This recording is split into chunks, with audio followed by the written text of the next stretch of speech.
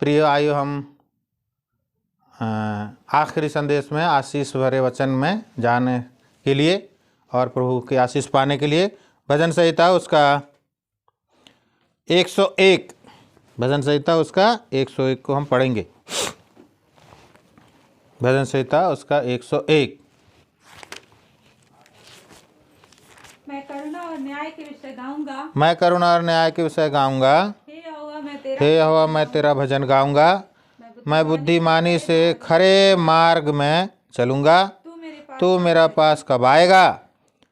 मैं अपने घर में मन की खराई के साथ चलूंगा। मैं किसी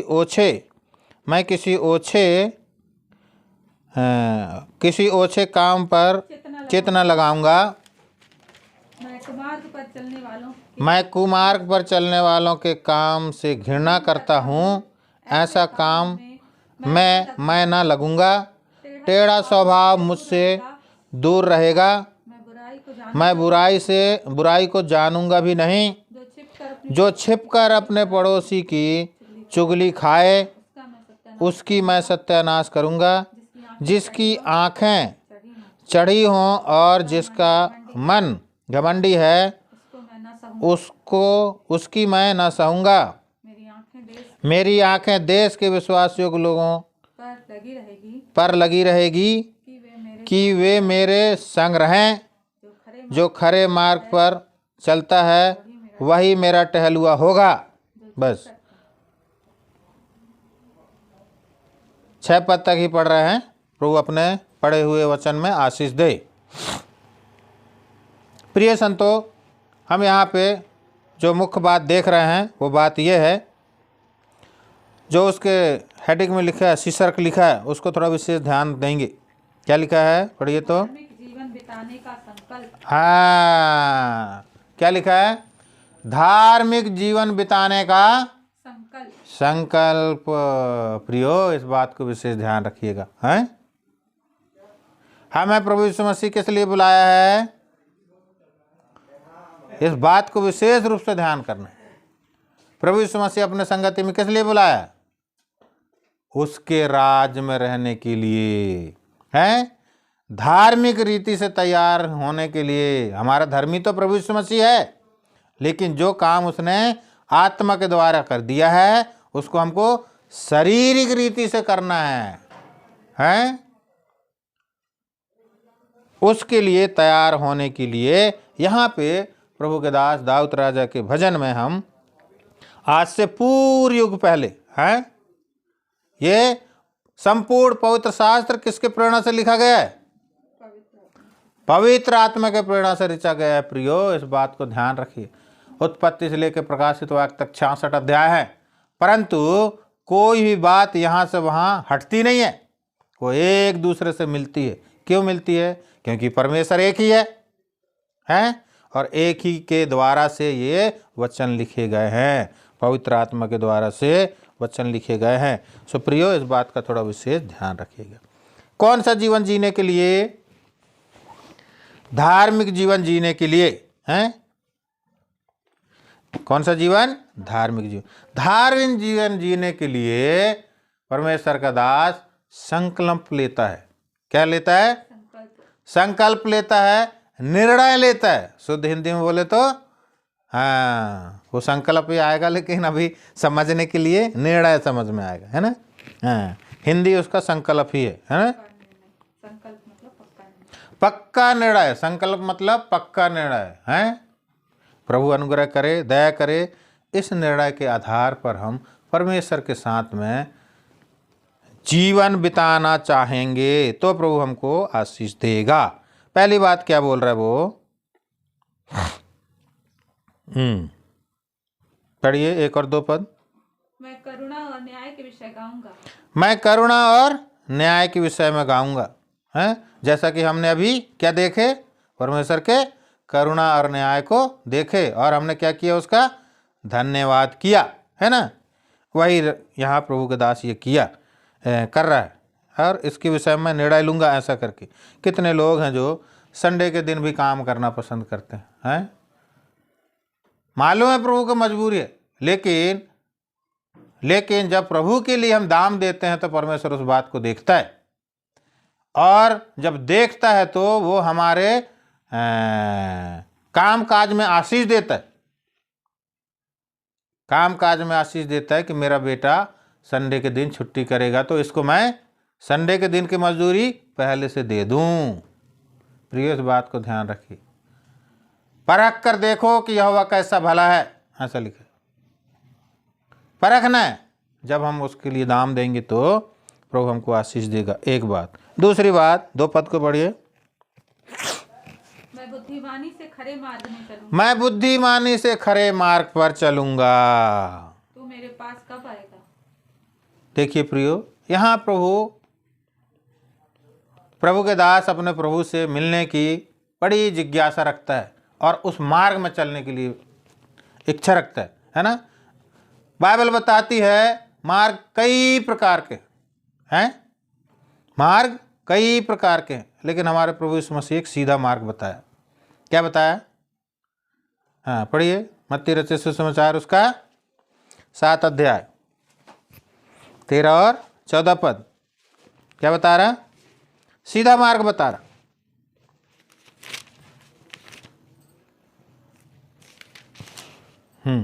सकेत फाटक से प्रवेश करो, क्योंकि चौड़ा है वह फाटक और चाकल है वह मार्ग जो विनाश को पहुंचाता है, और बहुत से हैं जो उससे प्रवेश करते हैं। हाँ, बहुत से हैं जो उसमें प्रवेश करते हैं। उनको कोई प्रकार की टेंशन नहीं है, चिंता नहीं है, क्योंकि जो करेंगे तो वो करना चाहते हैं। उनको कोई मार्ग दिखाने वाला नहीं है। आगे पढ़िए तो 14 पद। क्योंकि सकेत है वह फाटक, सकेत है वह फाटक जो, और कठिन है वह मार्ग, और कठिन है वह मार्ग जो जीवन को पहुंचाता है, जीवन को पहुंचाता है प्रियो, और थोड़े ही हैं जो उसे पाते और थोड़े ही हैं जो उसे पाते हैं प्रियो। इस बात को विशेष ध्यान रखिएगा।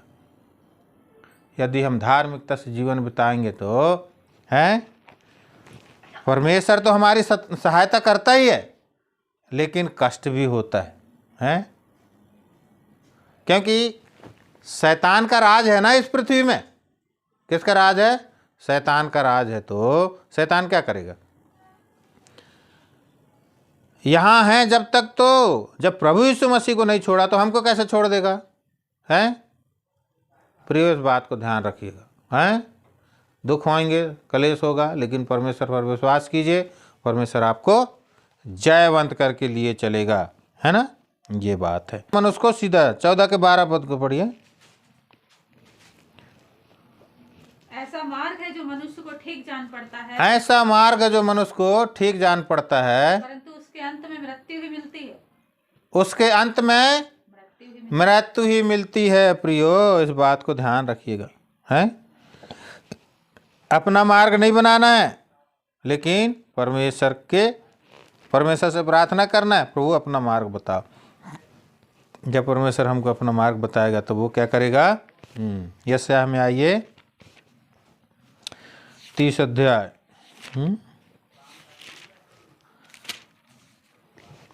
यशायाह 30 अध्याय, यशायाह की पुस्तक 30 अध्याय उसका 21 पद है शायद, हैं?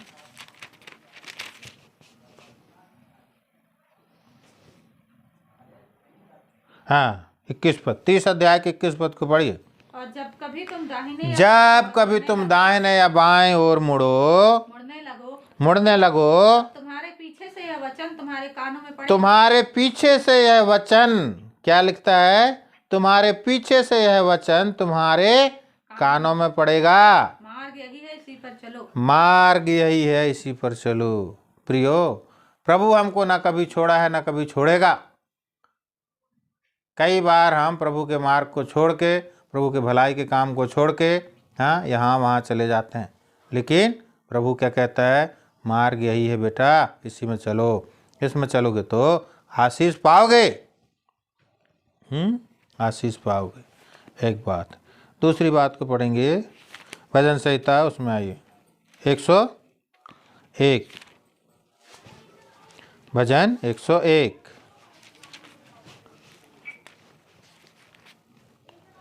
क्या कहता है?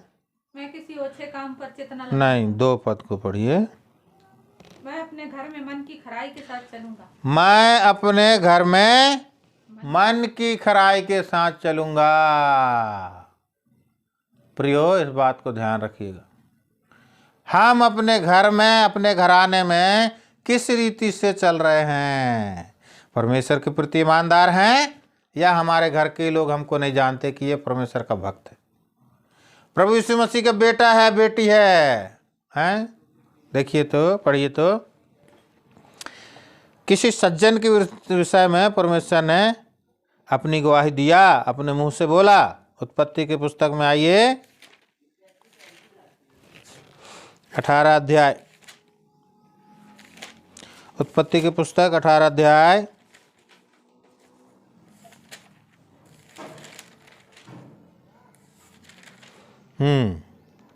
19 पद को पढ़िए। 18 अध्याय के 19 पद।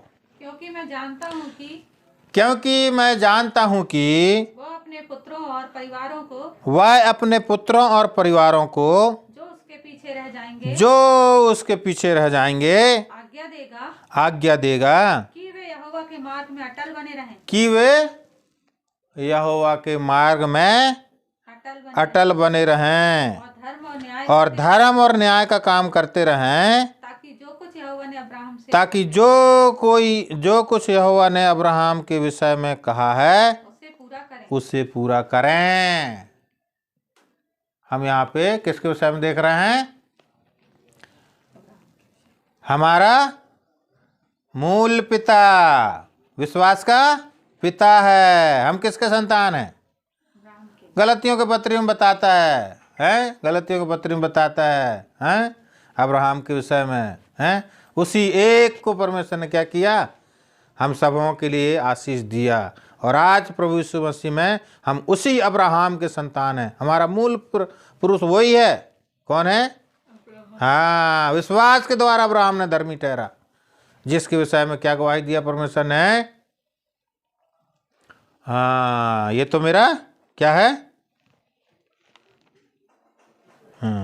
पढ़िए, गवाही देगा कहता है। क्या कहता है? गवाही देगा।